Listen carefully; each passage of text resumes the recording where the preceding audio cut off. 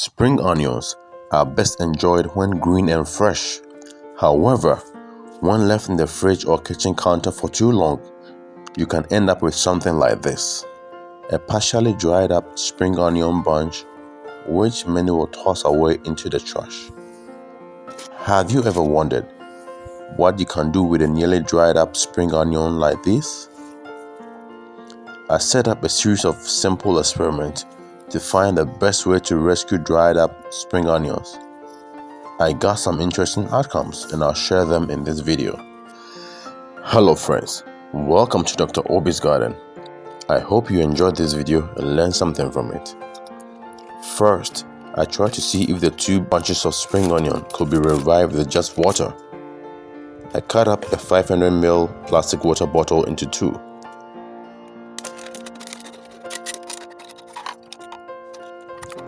I then cut a little bit of the top as shown before inverting the top half over the bottom half.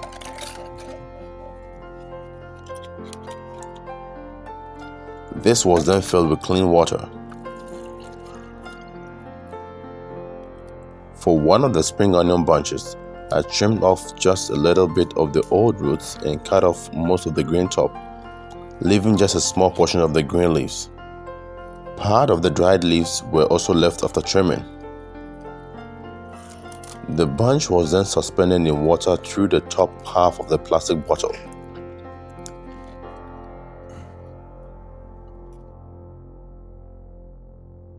For the second bunch, I trimmed off almost all the dead roots.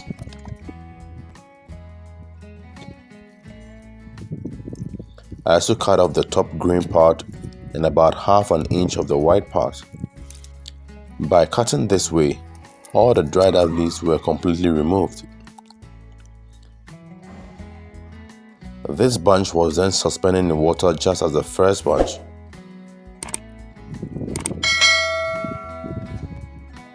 The setup was left in a partially shaded area for observation. The next day, I checked on the plants the next day, and interestingly, both bunches had grown more grains on the top. I was eager to see the roots, so I took out the bunch from the water. The second bunch, which was kept on the right side, had already started growing roots. A closer look at the first bunch also revealed root growth, but it wasn't very distinct due to the presence of the old roots.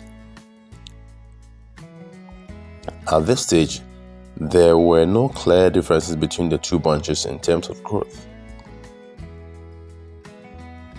After just 10 days of growing in the water, there was a big increase in the length of the green leaves, as you can see. However, it didn't look very clean since some of the dead leaves and roots were still attached. This was the first bunch. Although you could make a meal with this after removing all the dead leaves, I still wanted to know if they could grow much bigger when transplanted into the soil. I'll show the result from the second bunch shortly, but before then, I'll show how I transplanted the plantlet from the first bunch into the soil. Take note of the root growth visible in this bunch. To transplant, I carefully pulled apart the bunch into individual plantlets or seedlings, if you will. This was supposed to give them enough room to grow since each had the potential to tiller and grow into a new bunch. After breaking them apart, I got about 10 plantlets. I filled the container with well-drained garden soil and planted the plantlets in the soil a few inches apart. I trimmed off some of the leaves that were falling over because they were too long. I watered the plants and kept them in a sunny area.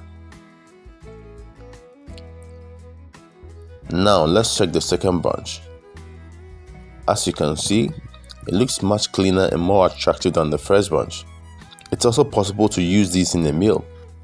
However, I could grow them in soil to get even more spring onions. I gently pulled them apart as I did for the first bunch. Notice how long the roots have grown compared to the first bunch. This means that Cutting back all the dead roots allowed for the new roots to grow faster. After pulling them apart, I planted them in a container filled with the same garden soil as the first bunch. Alright friends, this will be a good time to smash that like button if you're enjoying this video. If you've not already subscribed, kindly subscribe for free to support our work. Don't forget to turn on notifications so you don't miss our next video. Your support is greatly appreciated. After 2 months of growing in the soil, something interesting happened. For one of the containers, all the plants died. This turned out to be the container that had the plantlets from the first bunch. For the second bunch, 3 out of 8 survived. This observation came as a surprise and could be due to a number of factors.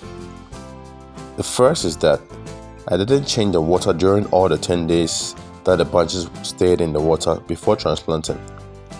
This likely created conditions that foster rotting. During transplanting, I noticed that some of the plantlets were beginning to rot. The second reason could be the presence of dead leaves and roots, especially in the first bunch, and this allowed for easy attack by rot-causing organisms. This is probably the reason why the first bunch had the most severe impact. The lessons learned is that the water should be changed frequently when suspending spring onions in water. Additionally, all dead leaves and roots need to be trimmed off as done for the second bunch. Note that during the 2 months of growth, I watered the plants as and when necessary.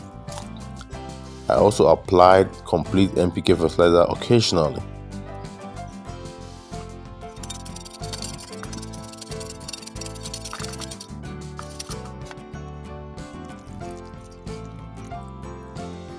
Despite all the challenges, I still got some fresh spring onions as compensation for my efforts. The process shown here can also be used to grow more spring onions from bunches purchased from the market or grocery store. Give it a try and let me know how it goes. That's all for now. Thanks for watching. If you found this video useful, like and share it so that more people will benefit from it. Check out our other videos or see you in our next. Until then, it's adios.